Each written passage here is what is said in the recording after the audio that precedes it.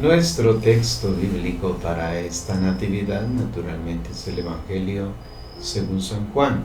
Hablamos del Evangelio del día, porque durante la noche el Evangelio según San Lucas, en el capítulo 2, donde narra el nacimiento del Señor.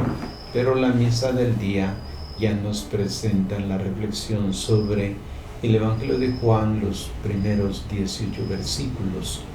Así que esto es lo que vamos a considerar. Desde los comienzos, la historia de la humanidad, nos dice la Sagrada Escritura, ha sido un sucederse pues de pecados.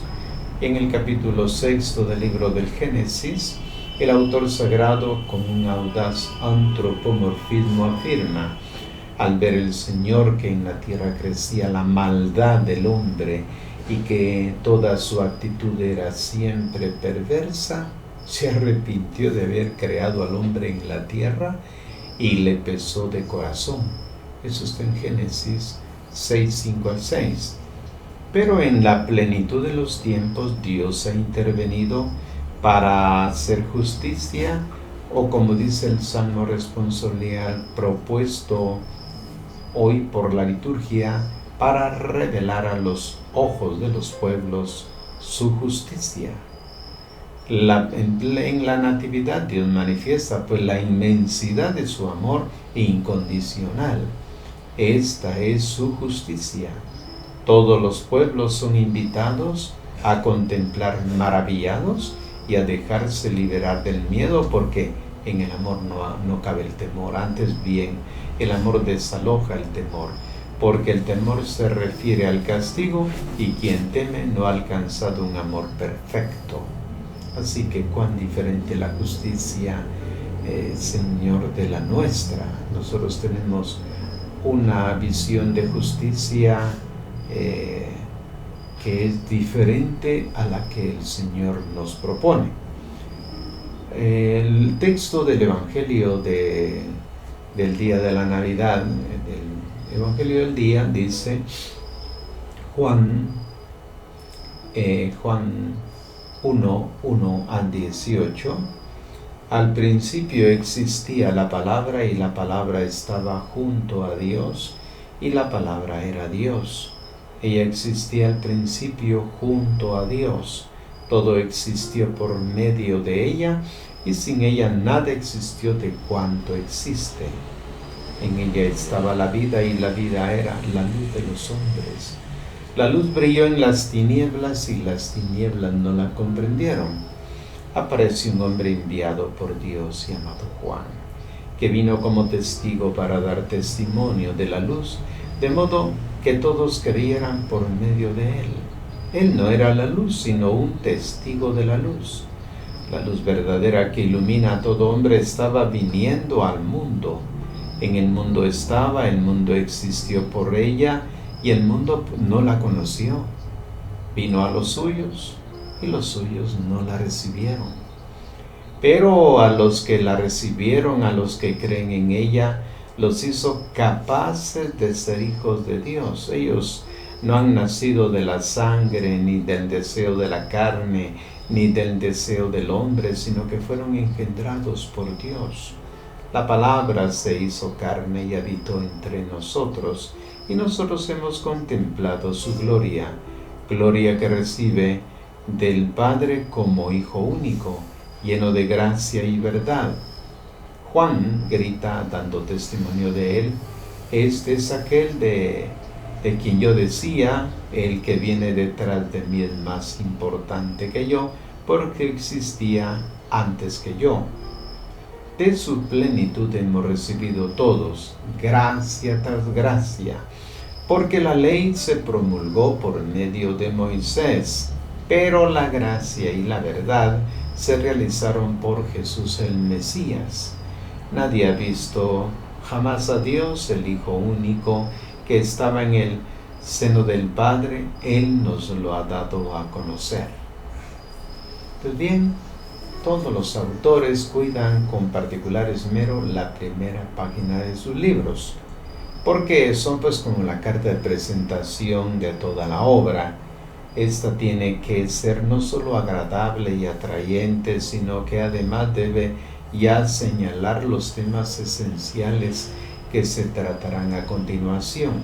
Es una manera de atraer la curiosidad y suscitar pues el interés del lector. Para introducir su evangelio, Juan compone un himno tan sublime y elevado que en verdad le hace merecedor entre los evangelistas del título de Águila, pues como la obertura de una sinfonía, es posible captar en este prólogo los motivos que serán después retomados y desarrollados en los capítulos sucesivos. Jesús es el enviado del Padre, fuente de vida, luz del mundo, lleno de gracia y de verdad, unigénito en el que se revela la gloria del Padre. En la primera estrofa hablamos de los versículos 1 al 5. Juan parece alzar el vuelo utilizando una imagen familiar, pues a la literatura sapiencial y rabínica, la sabiduría de Dios representada por una mujer encantadora y fascinante. Así se presenta a sí misma la sabiduría en el libro de los Proverbios. El Señor me creó como primera de sus tareas antes de sus obras. No había océanos cuando fui engendrada. Todavía no estaban encajados los montes antes de las montañas fui engendrada. Cuando colocaba los cielos, ahí estaba yo. Cuando imponía su límite al mar, cuando asentaba los cimientos de la tierra, yo estaba junto a él. Eso está tomado de Proverbios 8, 22 al 29, de donde San Juan, suponemos, trae esta reflexión y elabora precisamente esta belleza que nos plantea en el primer capítulo. Se trata de una personificación que aparece también en el libro del Eclesiástico, donde se afirma que la sabiduría se ha encarnado en la Torá, en la ley, y la ha plantado en su tienda en Israel. Eclesiástico 24, 3 al 8 y 22. Juan conoce bien estos textos y quizás con un punto de polémica frente al judaísmo, los retoma y los aplica a Jesús. Él es la sabiduría de Dios venida a plantar su tienda entre nosotros. Es Él y no la ley de Moisés quien revela a los hombres el rostro de Dios y su voluntad. Él es el verbo, la palabra última y definitiva de Dios. Es aquella palabra mediante la cual Dios al principio creó el mundo. No solamente esto. A diferencia de la sabiduría personificada, la palabra de Dios, que en Jesús de Nazaret se ha hecho carne, no ha sido creada, sino que estaba junto a Dios. Por eso el texto así dice, estaba junto a Dios, existía desde toda la eternidad, pues era Dios. Para Israel la sabiduría es un árbol de vida para los que la agarran. Proverbios 3:18. Juan clarifica, la sabiduría de Dios se ha manifestado plenamente en la persona histórica de Jesús. Es Él, no más la ley, la fuente de la vida. La venida de esta palabra al mundo divide pues la historia en dos partes, antes y después de Cristo, tinieblas sin Él, luz donde está Él. Es una palabra que, como al igual que espada, penetra hasta lo más íntimo de todo hombre y separa en Él lo que es hijo de la luz de lo que es hijo de las tinieblas. Las tinieblas intentarán destruir esta luz, pero no lo conseguirán. Ni la misma respuesta negativa del hombre podrá sofocarla, y al fin la luz triunfará en el corazón de cada uno de nosotros. La segunda estrofa, los versículos 6 al 8, tiene la función de ser un primer intervalo narrativo que introduce pues la figura del Bautista. De él no se dice que estaba junto a Dios, no. Juan es un simple hombre escogido por Dios para una misión. Tenía que ser el testigo de la luz. Su función es tan importante que viene mencionada hasta 3 veces. No era él la luz, pero supo reconocer la luz verdadera y señalarla a todos. La tercera estrofa, los versículos 9 al 13, desarrolla el tema de Cristo, luz, y de la respuesta de los hombres cuando Él apareció en el mundo. El himno se abre con un grito de alegría. Venía al mundo la luz verdadera. Jesús es la luz auténtica, lo contrario de las lucecías ilusorias, los fuegos vanidosos, espejismos, destellos engañosos proyectados por la sabiduría humana. Este grito entusiasta viene seguido, sin embargo, de un lamento inmediato. El mundo no la reconoció. Es el rechazo, la oposición, es cerrar la puerta a la luz. Los hombres prefieren la oscuridad por estar apegados a sus obras malvadas, como lo dirá Juan 3:19. Ni siquiera los israelitas, su gente, la acogen. Y sin embargo deberían haber reconocido en Jesús la manifestación última, la encarnación de la sabiduría de Dios, de aquella sabiduría que entre todos los pueblos había buscado dónde descansar y un sitio donde habitar, y justamente en Israel había encontrado su morada. El creador del universo le había dado esta orden: planta tu tienda en Jacob y toma a Israel como heredad.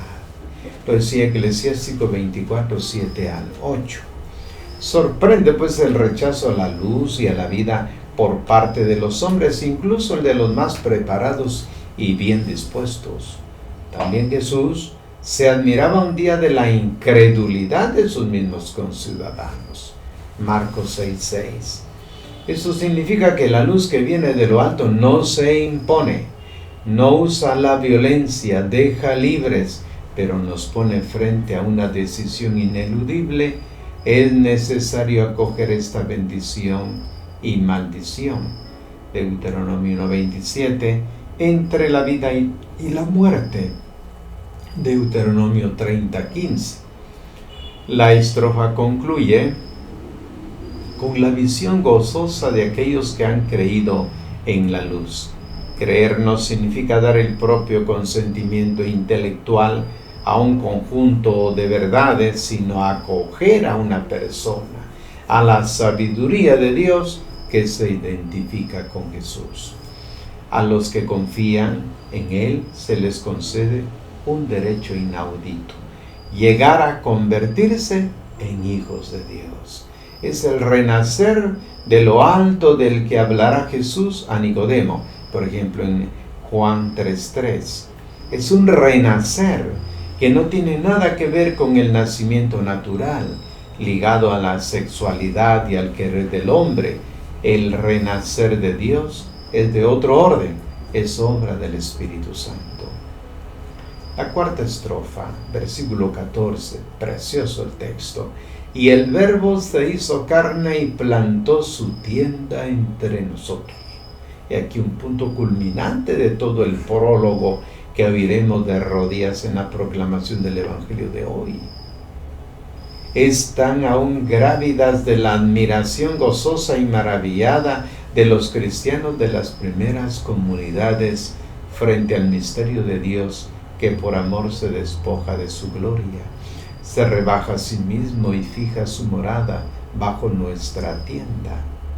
Carne, en el lenguaje bíblico, significa el hombre en su dimensión de debilidad, fragilidad, caducidad.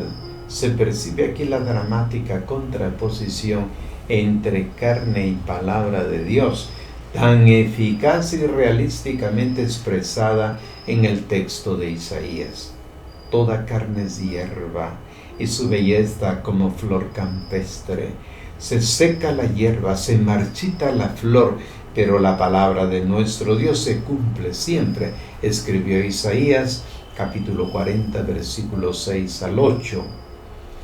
Cuando Juan dice que la palabra se hace carne, no afirma simplemente que toma un cuerpo mortal o que se reviste de músculos, sino que se hace uno como nosotros, en todo semejante a nosotros, incluidos los sentimientos, las pasiones, las emociones, los condicionamientos culturales, el cansancio, la fatiga, la ignorancia.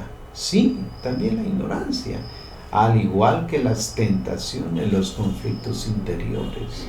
En todo semejante a nosotros, menos en el pecado, como lo afirma la carta a los Hebreos.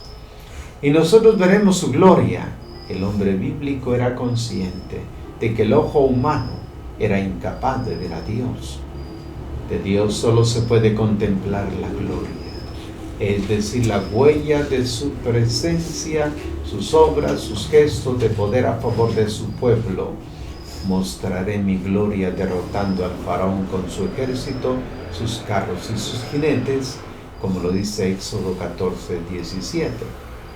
Se percibe el eco de esta frase del prólogo de las expresiones llenas de intensa emoción de la primera carta de San Juan.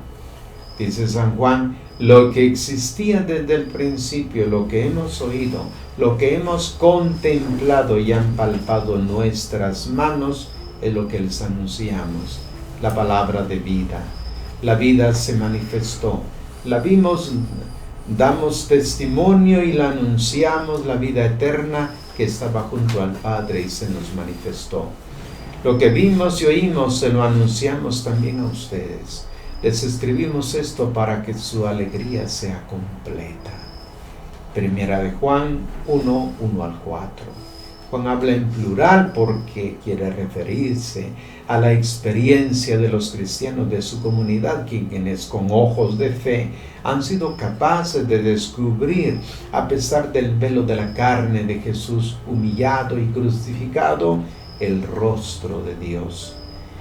El Señor se ha manifestado muchas veces su gloria con signos y prodigios, pero nunca se había revelado de una manera tan clara y tan abierta como en su unigénito lleno de gracia y verdad.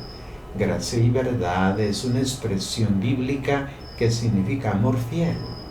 La encontramos en el Antiguo Testamento cuando el Señor se presenta a Moisés como el Señor, el Dios compasivo, clemente, paciente, rico en misericordia. En Jesús está presente la plenitud del amor fiel de Dios. Él es la demostración irrefutable de que nada podrá jamás obstaculizar la benevolencia de Dios. Ya los versículos de la quinta estrofa, el versículo 15, es el segundo interludio. Reaparece el Bautista y esta vez habla en presente, da testimonio a favor de Jesús, grita a los hombres de todos los tiempos que Él es el único. La sexta estrofa, los versículos 16-18, es un canto de júbilo que prorrumpe en la comunidad agradecida a Dios por el don recibido, don incomparable. También la ley de Moisés era un don de Dios, pero no era definitiva. Las disposiciones externas que contenía no podían comunicar la gracia y la verdad, es decir, la fuerza que permite al hombre corresponder al amor fiel de Dios. La gracia y la verdad han sido dadas por medio de Jesús. Aparece aquí su nombre por primera vez. A Dios nadie lo ha visto, afirma ya el versículo 18. Es una afirmación que Juan recuerda con frecuencia y que encontramos también en el Antiguo Testamento. Mi rostro tú no lo puedes ver, porque nadie puede verlo y quedar con vida, dijo en el Éxodo 33:20. Pues nosotros ahora contemplamos que las manifestaciones de Dios que no se podía ver, se ha manifestado ahora en el rostro de Cristo en su nacimiento, en el rostro de Cristo en su predicación, en el rostro de Cristo de su pasión, en el rostro de Cristo en su glorificación. Estamos llamados a contemplar el rostro de Dios y se ha manifestado ahora en su nacimiento. Por eso celebremos con gozo este día. Es ciertamente para nosotros el día grande en que Dios apareció en la tierra con el rostro humano. Dios nos bendiga y que celebremos con gozo estos días, que sea de mucha paz, de mucha bendición para cada una de sus familias, y así celebremos el misterio de la presencia de Dios en nuestra tierra. Gracias por su atención.